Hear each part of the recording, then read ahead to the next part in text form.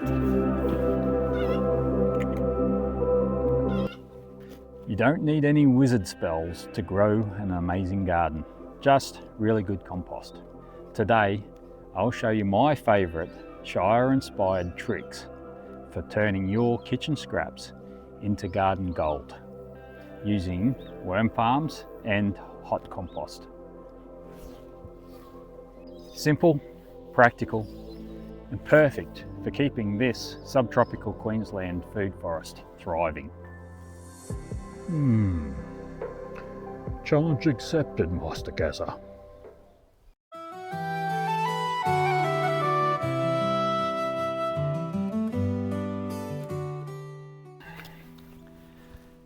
In permaculture, composting isn't just about getting rid of your scraps, it's about earth care.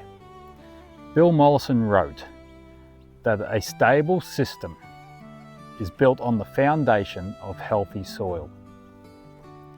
So, by composting, we're mimicking the forest floor, where nothing is wasted and every leaf becomes food for something else.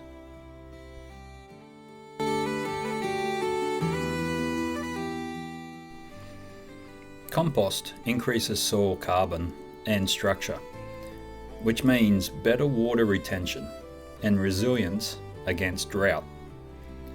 It also reduces landfill methane and closes the nutrient loop. Encourages beneficial soil organisms like worms, fungi and bacteria. And in the subtropics, fast breakdown is an advantage. Warmth speeds microbial activity. This raised garden bed was totally filled with compost, and the plants didn't look back.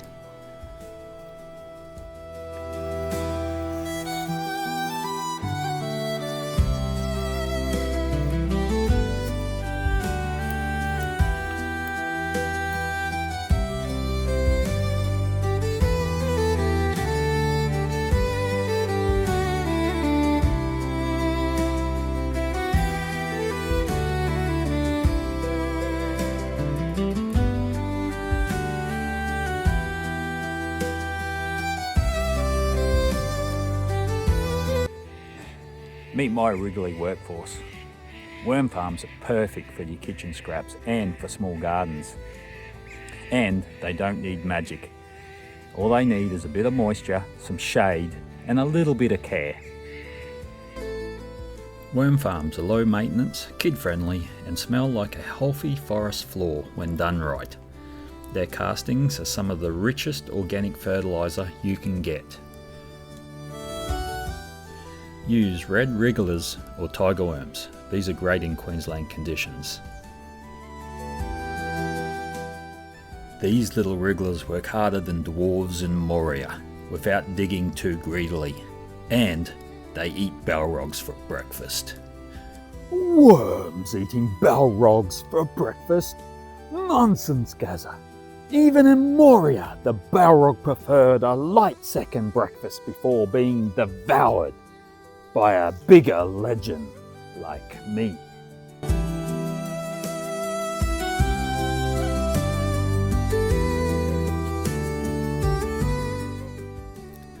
Keep bedding damp like a wrung out sponge. Too dry or too wet stresses worms.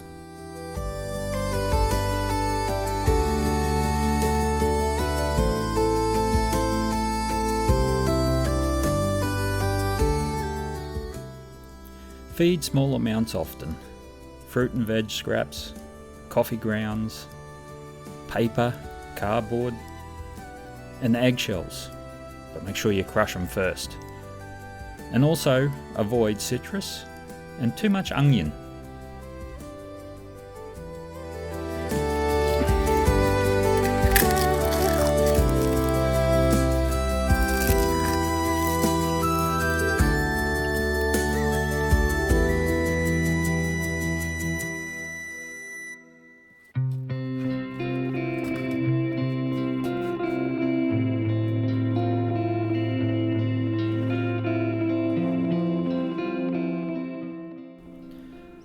Harvest worm castings.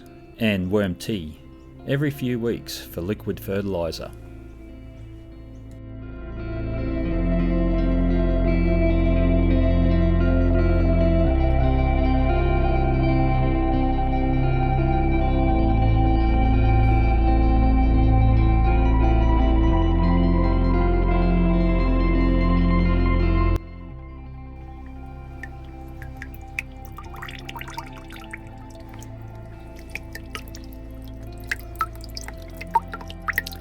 The worm juice, or compost tea you can call it, should be diluted 10:1.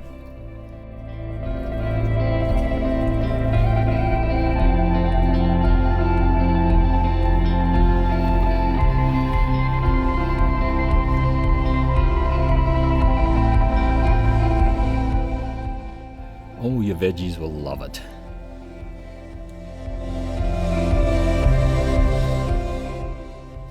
And great for all your little seedlings.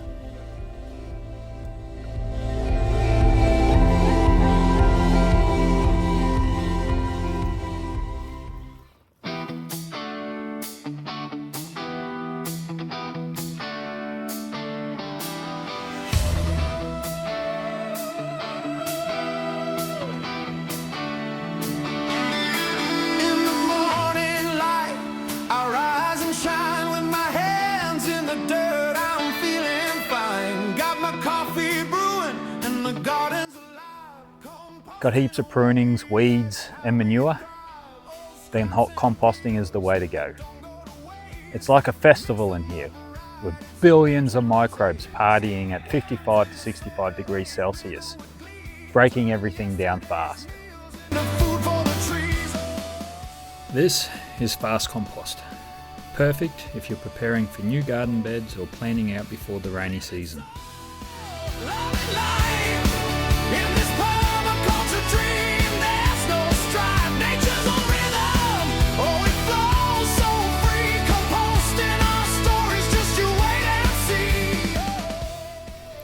While you watch me turn this compost pile for its first turn, let's cover some of the basics of composting.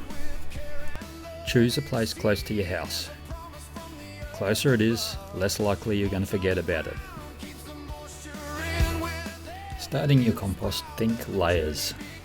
Brown, green, manure, and then continue that step over and over again.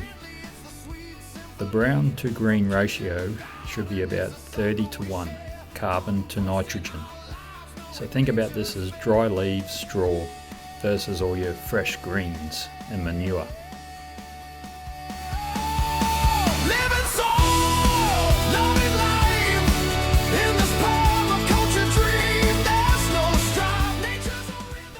Aim for your compost pile to be at least 1 cubic metre.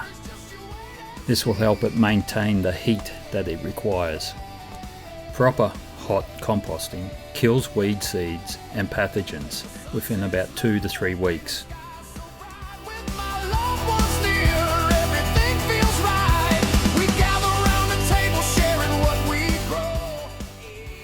Turn your pile every 2 to 3 days to aerate.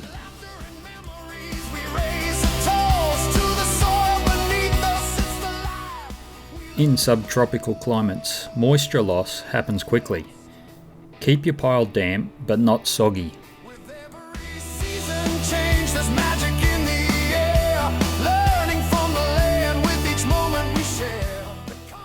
You don't need that many tools to do composting. Here, I've just got a wire cage that I put all my materials in, a hay fork to move those materials, and every so often I'll just use a shovel to clean up afterwards. And don't forget water. So I just use the hose. This water's just trickling up from my dam.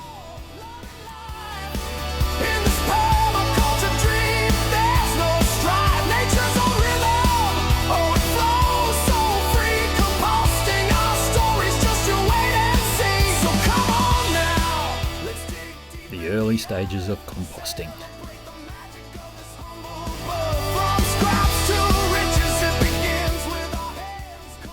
Now the key points of composting. First one, observation. Second one, the layering. Third one, aeration, and fourth, moisture.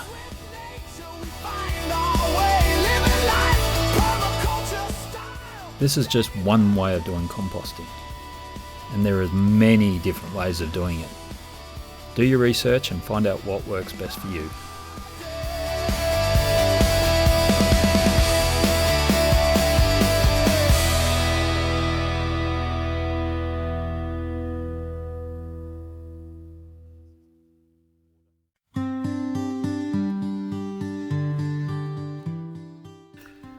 I've had to come to the shade. It's too hot. 31 degrees today. Humidity's really high. I'm sweating. So when it comes to your compost, if it stinks, it's potentially too wet. Okay, so you got too much moisture in there. So just add browns, more carbon in there. Now if you've got ants, it's usually then it's too dry. You need to add more moisture, more water.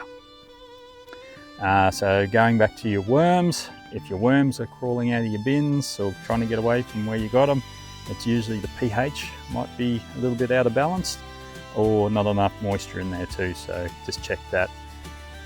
So biochar, another trick for your compost. With biochar, you can add it to your compost and that's going to help hold the nutrients in it, and some charcoal. If you've got charcoal, just throw a little bit in, it all helps. And I use the bedding or straw from my chickens.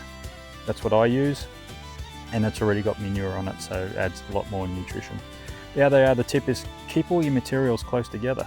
So there's Winston trying to eat my compost, but if you can see, I've got my baling hay here, my straw, my mulch. I keep it all close, coming around, wood chip, and all this green that you see around here. I just mow that. I turn that, put that into my compost with it all. I also have my chickens, so it's my chickens, so I can actually get them to compost for me. I've got a ring in their pen, I throw all the materials in, they get in and chew it all up, scratch it up, eat it, but then they turn it into really good compost too. So that's just a different way I do it. So I have a couple of ways I do composting here on site. I might have to do another video or so on the other ways I do it. And Winston is really loving that compost, if you can see. There'll be something in it. I'm going to say it's the cow manure.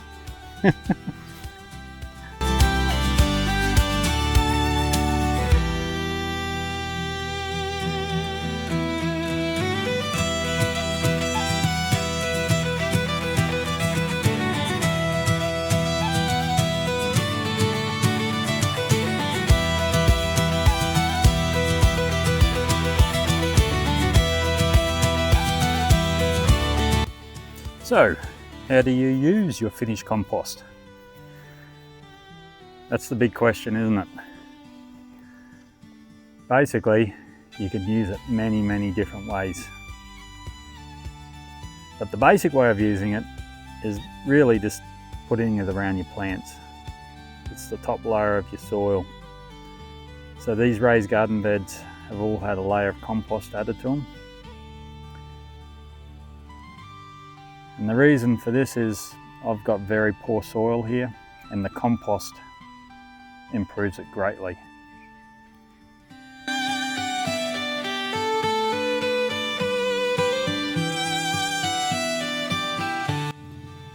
Whenever I plant a tree, I'm always using compost. It makes them grow healthy and strong. So when it comes to worm castings, this is great for sprinkling through your garden beds and around your potted plants as a fertiliser. Also, you can make a really great foliar spray from it.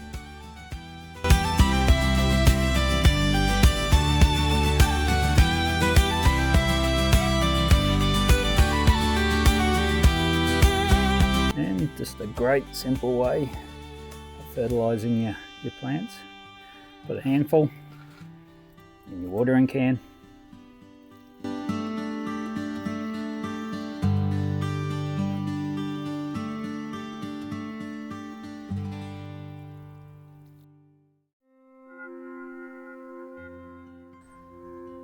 Composting isn't magic. It's just really clever gardening even hobbits would approve of. Try a worm farm or a hot compost pile and watch your garden thank you. If you enjoyed this little soil adventure, hit like and subscribe for more Shire-inspired permaculture. And don't forget to share with your gardening fellowship. Last thing, if I would have learnt to compost and have a worm farm 25 years ago when I bought this property, I could guarantee you Treebeard would have left Fangorn Forest to move to my Shire. Well done, Gazza the Green. After hearing your wisdom on hot composting and worm farms, even I must admit, you don't need wizard spells to grow a garden worthy of the Shire. Though, a little sparkle never hurts to impress the hobbits.